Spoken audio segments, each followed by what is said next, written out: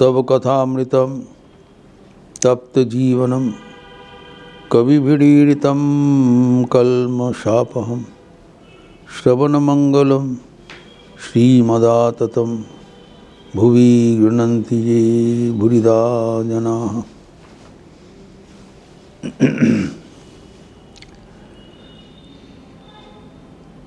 अहिल्या के स्तव का महात्म्य हम लोग चर्चा कर रहे थे। यह महापावन स्तोत्र है। ज्ञान भक्ति मिश्रित ये स्तोत्र पाठ करने से हमें जीवन में जो कुछ चाहिए होगी सब मिल जाता है। यही तब के अंत में कहा गया है।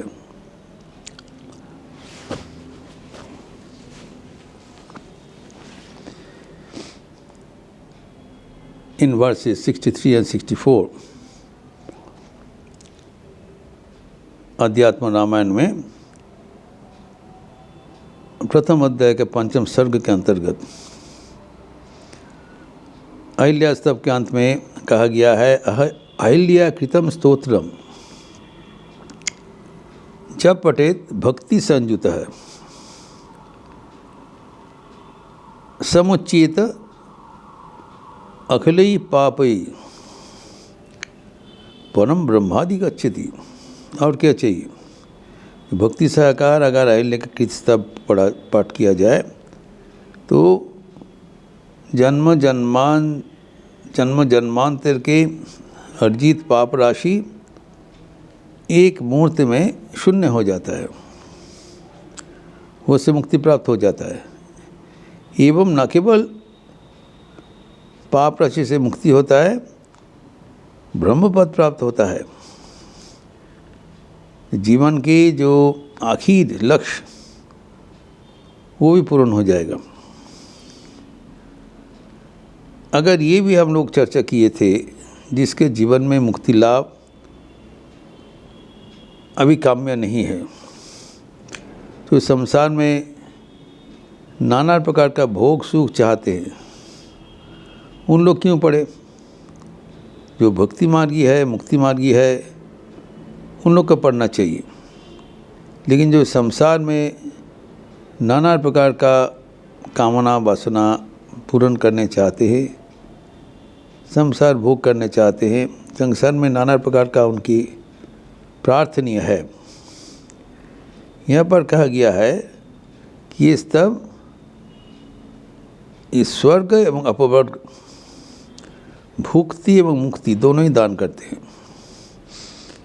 मुक्ति मतलब आखिर फ्रीडम, जन्म मृत्यु का ये जंजीर से बराबर के लिए छुटकारा, वो प्राप्त हो जाएगा। अगर जो संसार में रहते हुए नाना प्रकार का भोग सुख पाने चाहते हैं, वो भी मिलेगा। उदाहरण स्वरूप, दृष्टांत स्वरूप कहा गया है, पुत्रादर्थी पठेत भक्त्या रामम निधि निधाय च, रामम निधि निधाय च संवत्सरे न लभते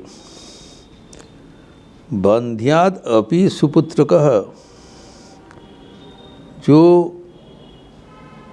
मुक्ति नहीं चाहते, मानो जो पुत्र संतान चाहते हैं, अनेक दिन अपुत्रक रहा एवं वंश परंपरा को सजीव रखने के लिए, for continuation of the family, एक पुत्र संतान चाहते हैं, वो भी अगर भक्ति सहकार ये स्तोत्र पाठ करे तो 1 साल के भीतर जो जिसको पुत्र होने का कोई संभावना नहीं था, अलौकिक रूप से वो पुत्र संतान लाभ करेंगे।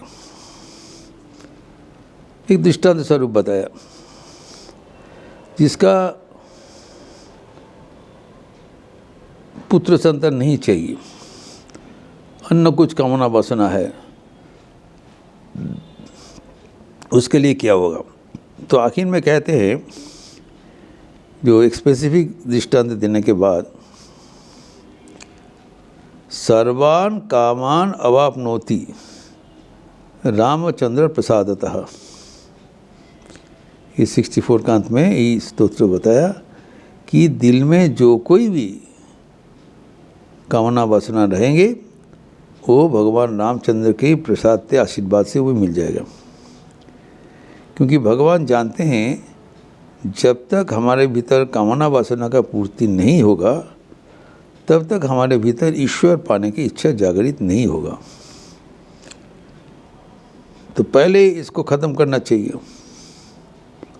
ठाकुर कहा करते थे, भोग त्याग होले ही शांति। त्याग के पहले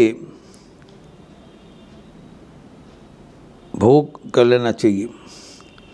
जब भोग में मन में और रुचि नहीं रहता है तभी मन में मुक्ति का इच्छा पैदा होती है।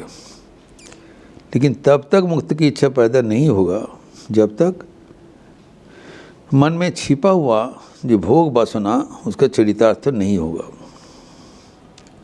इसीलिए हमारे शास्त्र में कहा गया है, पहले भोग मार्ग को अवलंबन करो। वो भोग मार्ग का अवलंबन करते हुए नाना प्रकार का भोग प्राप्त होने के बाद जब परितृप्ति हो जाएगा, then the mind becomes mature, तब मन में मुक्ति के लिए, भगवत प्राप्ति के लिए तब व्याकुल इच्छा होता है, वो उसका पहले नहीं। इसलिए जो हमारे शास्त्र में ग्रेडेड प्रिस्क्रिप्शन दिया, सबके लिए मुक्ति का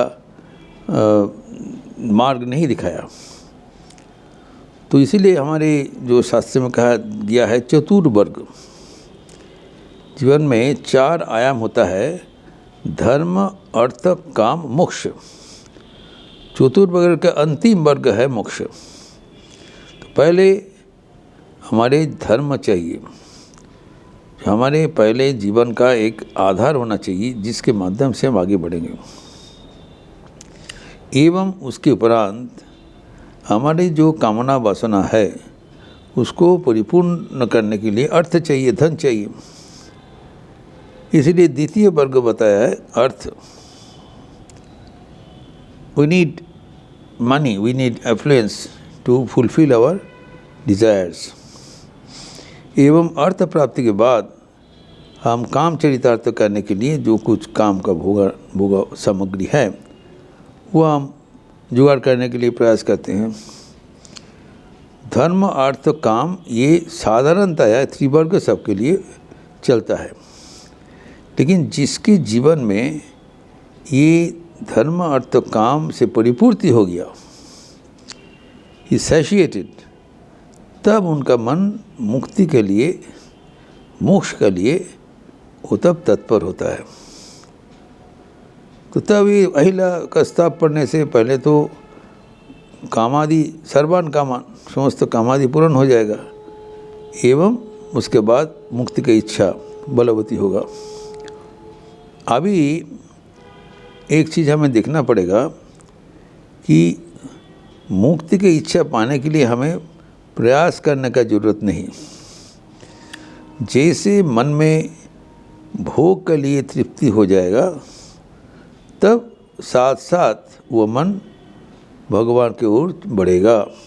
ठाकुर एक उदाहरण देके कहते थे कि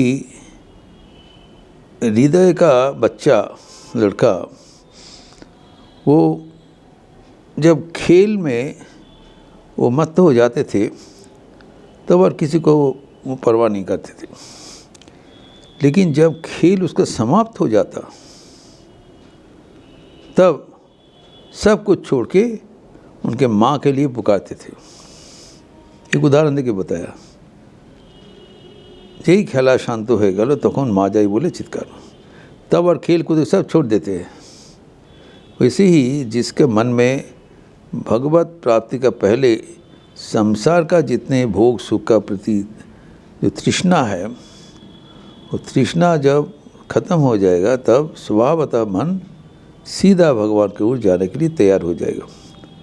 और हमारे शास्त्र में कहा गया है जैसे धर्म अर्थ काम पूर्ण हुआ, मोक्ष के लिए भी ये भगवान उपलब्ध है। तो अर्थात भगवत जीवन यापन करने से हमारे जीवन में जो कुछ चाहिए होगी सब कुछ प्राप्ति हो जाएगा, ये संदेश दिया है। तो श्री रामकृष्ण एक संगीत में कहा करते थे, जो काली कीर्तन में, कि भगवान को इसलिए कल्पतरु कहा गया है। कल्पतरु मतलब वो तरु के नीचे जो आपको चाहिए उसको प्राप्ति होगा। आप धर्म भी चाहिए, अर्थ भी चाहिए, काम भी चाहिए, मोक्ष भी चाहिए, सब कुछ मिलेगा। तो वो है कल्पतरु। ठाकुर कहते हैं वो है स्वयं भवतारिणी माँ काली। उस संगीत में है आय मौन पैड़ाते जाबी, काली कल्प तरु मूले मन, चारी फल कुड़ाए पावी। हाँ, वो एक पेड़ है जिसको कल्पतरु कहलाता है, उसमें 4 फल पड़ा हुआ है। वो फल तोड़ने का आवश्यकता नहीं है, फल पाड़ते हुए ना, वो पेड़ का नीचे वो 4 फल वो गिरा हुआ मिलेगा, रेडीली अवेलेबल। तो अभी तुम्हारा प्रयोजन अनुसार जो कुछ चाहिए होगा तुम ले लो। पहले जब जीवन का प्रारंभिक अवस्था है तब तो वो अर्थ काम आदि जो उनको चाहिए होगी मनोमत उसको ले लिया, और जब वो सांसारिक भोग में उनका अरुचि हो जाता है तब वो मुक्ति चाहते हैं, तो मुक्ति भी मिलेगा।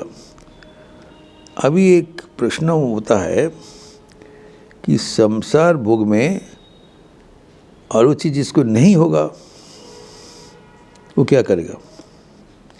इसके उत्तर में कहा जाता है कि संसार भोग में बराबर के लिए तृप्ति हो नहीं सकता है। कारण हमारी जो चाहिए होगी, जो तृष्णा है, वह है असीमित आनंद। हम जो आनंद चाहते हैं वो असीमित, कोई सीमित आनंद नहीं चाहते। कारण आनंद का परिभाषा ही असीम। जो वही भूमा तत्सुखम नाल्पे सुखम अस्ति। जब हमें सीमित आनंद मिलता है तत्काल हम तुष्ट हो जाते हैं, कि जब देखते हैं कि हम आनंद का सीमा अतिक्रम कर रहे हैं तब मन में फिर अतृप्ति हो जाता है। तो जागतिक सुख में कभी बराबर की ये तृप्ति मिलना संभव नहीं है, क्योंकि जो सुख का परिमाण हम चाहते हैं वो असीम है, और संसार में जो कोई साधन है उसमें असीम आनंद मिलना संभव नहीं है। कारण जो आनंद उठाने के हमारे ये करण है, इंस्ट्रूमेंट है, वो सीमित है।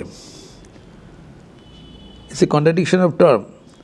जिस इंस्ट्रूमेंट से, जिस माध्यम से हम आनंद प्राप्त करते हैं, हमारी इंद्रिया, हमारी एकादश इंद्रिया है, चक्षु कर्ण नासिका जिह्वा त्वक, देन बाक पानी पाद पाय उपस्थ एवं मन, एकादश इंद्रिया से ही ना हम आनंद उपलब्ध करेंगे।